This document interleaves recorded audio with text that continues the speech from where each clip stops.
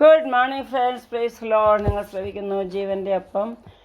Holy spirits ക്യാരക്ടറാണ് നമ്മൾ പഠിക്കുന്നത്. പരിശുദ്ധാത്മാവിൻ്റെ സ്വഭാവങ്ങളും അതിൻ്റെ ജെൻറ്റിൽ സ്പിരിറ്റും ഫയറാണ്. പിന്നെ വിൻഡ് ഫയറാണെന്ന് കണ്ടു. പിന്നെ ഇന്നലെ നമ്മൾ ഡവ്, ഒരു പ്രാവിൻ്റെ ആ ശാന്ത സ്വഭാവം ഉള്ളതാണ് പരിശുദ്ധാത്മാവ്. ആ ശാന്തത നമുക്കും വേണമെങ്കിൽ ആത്മാവിനോട് ചോദിച്ചാൽ മതി. Holy spirit give me that kind calm spirit എന്ന്. ഇന്ന് നമുക്ക് കാണാം holy spirit character. Holy spirit power is connected to wind.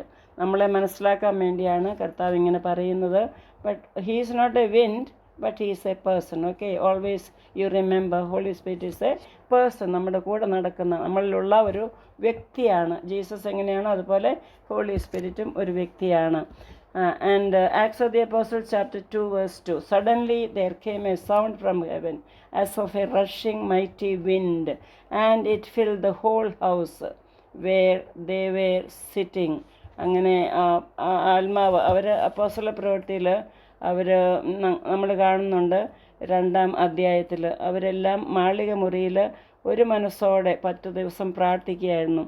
10ാമത്തെ ദിവസമാണ് അവർ വലിയൊരു സൗണ്ട് കേട്ടെന്ന്, ഒരു വലിയ സൗണ്ട്, അതായത് like A rushing mighty wind എന്ന്.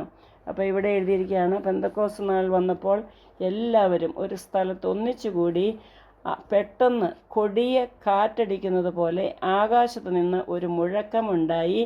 അവർ ഇരുന്നിരുന്ന വീട് മുഴുവനും നിറച്ചു. സോ കാറ്റ് പോലെ വന്നു. കാറ്റ്. How many have you seen wind? എല്ലാവരും പറയും യെസ്. നമുക്ക് വിൻഡിനെ കാണത്തില്ല. We cannot see wind, but we can feel the wind. അല്ലേ? നമുക്ക് കാണത്തില്ല, അത് വിൻഡൊന്നും അല്ല. മരമൊക്കെ ഇളകിയാൽ അത് വിൻഡിനെ കാണത്തില്ല ഒരിക്കലും. സോ നമുക്ക് feel, we can experience that wind. അല്ലേ? അങ്ങനെ same way you cannot see holy spirit, but we can experience his power. We can experience his mighty power and strength in us. അതാണ് പെന്തക്കോസ്ത് നാളിൽ സംഭവിച്ചത്. So God send a new wind from heaven. ഒരു പുതിയ കാറ്റ് സ്വർഗത്തിൽ നിന്ന് അയച്ചു. അത് ഹോളി സ്പിരിറ്റിൻ്റെ രൂപത്തിൽ അവരുടെ മേൽ വന്നു. അപ്പോൾ അവരുടെ ചെവി തുറന്നു. ദേ heard A mighty rushing sound of A mighty wind. ഒരു വലിയ കൊടുങ്കാറ്റ് പോലെയുള്ള ഒരു സൗണ്ട് അവരുടെ ചെവിയിൽ പതിഞ്ഞു. അപ്പോൾ അങ്ങനെ അവരുടെ ഇന്നർ ഇയേഴ്സ്, ആന്തരിക ചെവി തുറന്നു. ഫസ്റ്റ് അത് കഴിഞ്ഞ് അവരുടെ കണ്ണ് തുറന്നു. അവർ അഗ്നിനാവ് കണ്ടു. പിന്നെ വായ് തുറന്നു. അവർ സംസാരിക്കാൻ തുടങ്ങി. So God opened all the 5 sense organs. Then they felt and they saw and they heard and they saw. ഇതൊക്കെയാണ് പെന്തക്കോസ്ത് നാളിൽ സംഭവിച്ചത്. അപ്പോൾ പരിശുദ്ധാത്മാവ് വരുമ്പോൾ they will be an external, you know what you say, external, you can see that.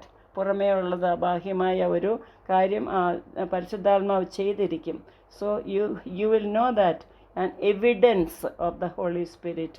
ഒരു clear evidence ഉണ്ടാകും. The holy spirit is not a wind. Once again I tell you, his power is compared to the rushing mighty wind. ആദ്യം wind വന്നു, പിന്നെ fire കണ്ടു, പിന്നെ they were all filled with the Holy Spirit. Then they began to speak in tongues. ഇതാണ് പെന്തക്കോസ്ത് നാളിൽ സംഭവിച്ചത്. 120 പേര് 10 ദിവസം പ്രാർത്ഥിച്ച് ആ 10ാമത്തെ ദിവസം, അതായത് യേശു സ്വർഗാരോഹണം ചെയ്ത് കഴിഞ്ഞ് 10 ദിവസം, 40 ദിവസം ഉയർത്തെഴുന്നേറ്റ് കഴിഞ്ഞ് 40 ദിവസം ശിഷ്യന്മാരുടെ കൂടെ എല്ലാം പ്രത്യക്ഷമായി. അത് കഴിഞ്ഞ് ഒലിവ് മലയിൽ പോയി അവരുടെയൊക്കെ മുമ്പിൽ നിന്നുകൊണ്ട് നിങ്ങൾ പരിശുദ്ധാത്മാവിന് വേണ്ടി വെയിറ്റ് ചെയ്യണം എന്ന് ഇതെല്ലാം പറഞ്ഞിട്ട് യേശു സ്വർഗാരോഹണം ചെയ്തു. അത് കഴിഞ്ഞ് 10 ദിവസം. അങ്ങനെ റെസറക്ഷൻ കഴിഞ്ഞ് 40 + 10 50ാമത്തെ ദിവസമാണ് ഈ പരിശുദ്ധാത്മാവ് വന്നത്. ആമേൻ. സോ അങ്ങനെ പരിശുദ്ധാത്മാവ് വന്നു കഴിഞ്ഞപ്പോൾ അവർക്ക് വലിയ വലിയ വ്യത്യാസമുണ്ടാകും. സോ എനിക്ക് പരിശുദ്ധാത്മാവ് ലഭിച്ചു. ഞാൻ വാട്ടർ ബാപ്റ്റിസം എടുത്തപ്പോൾ പരിശുദ്ധാത്മാവിന് വേണ്ടി ഞാൻ പ്രാർത്ഥിച്ചു.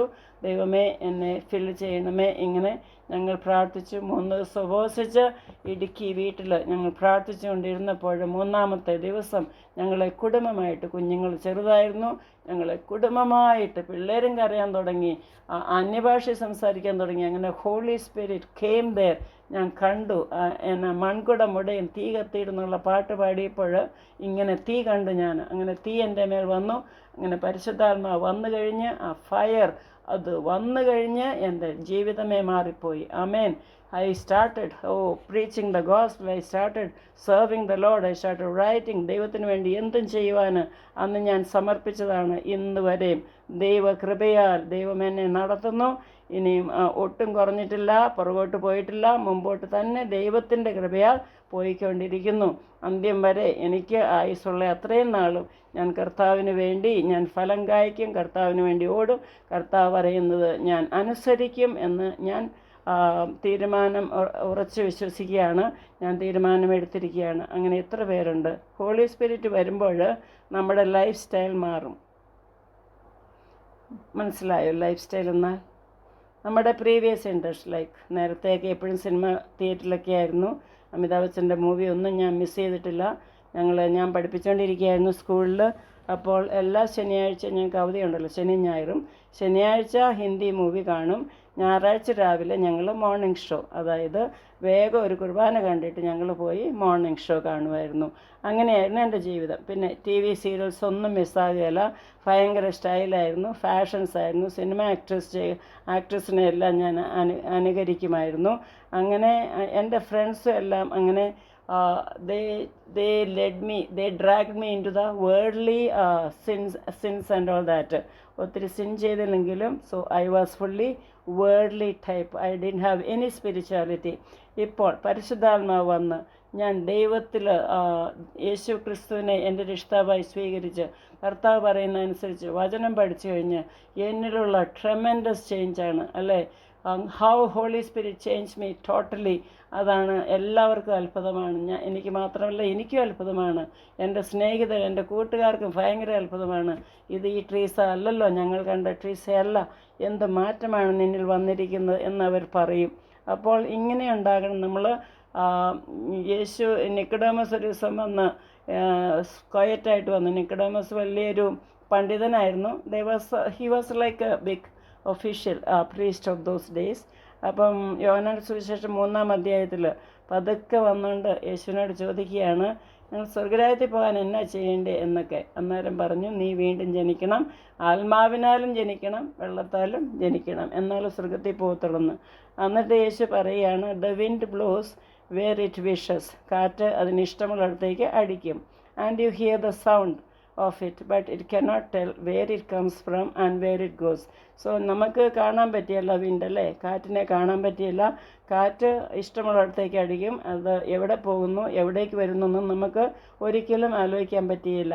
അങ്ങനെ തന്നെയാണ് every one who is born of the spirit. ആത്മാവിൽ ജനിച്ചവരും അങ്ങനെയാണെന്ന് യേശു പറയുകയാണ്. So a person who is born of the spirit produces the fruit of the spirit. നമ്മൾ ആത്മാവിൻ്റെ ഫലം പുറപ്പെടുവിച്ചുകൊണ്ടിരിക്കണം. ആത്മാവിൻ്റെ സ്നാനം ഏറ്റവർ, if you receive the power, the baptism of the Holy Spirit, you will automatically produce. Holy Spirit will help you to produce the the fruit of the Spirit. എല്ലാ പരിശുദ്ധാത്മാവിൻ്റെ ഫലങ്ങളും പ്രൊഡ്യൂസ് ചെയ്യാൻ പരിശുദ്ധാത്മാവ് നിങ്ങളെ സഹായിക്കും. അങ്ങനെ അതിനു വേണ്ടി ഏൽപ്പിച്ചു കൊടുക്കുക. നിങ്ങൾക്ക് എല്ലാവർക്കും അങ്ങനെ ആഗ്രഹമുള്ളവർ കരങ്ങൾ ഉയർത്തി, ദൈവമേ എന്നെ പരിശുദ്ധാത്മാവിൻ്റെ ഫലത്താൽ നിറയ്ക്കണമേ എന്ന് പറയാം. ലവ്, ജോയ്, സ്നേഹം, സന്തോഷം, സമാധാനം, ദീർഘക്ഷമ, അത് പരോപകാരം, നന്മപ്രവൃത്തി, സെൽഫ് കൺട്രോൾ, ഫെയ്ത്ത്ഫുൾനെസ്, ഇതെല്ലാം നമുക്ക് വിശ്വസ്തത, ഇന്ദ്രിയജയം, ഇതെല്ലാം തരുന്നതാരാണ്? പരിശുദ്ധാത്മാവ്. അങ്ങനെ എല്ലാവരെയും ദൈവം അനുഗ്രഹിക്കട്ടെ, പരിശുദ്ധാത്മാവിൻ്റെ ശക്തിയാൽ നിറയ്ക്കട്ടെ എന്ന് ഞാൻ പ്രാർത്ഥിക്കുന്നു. ആമേൻ.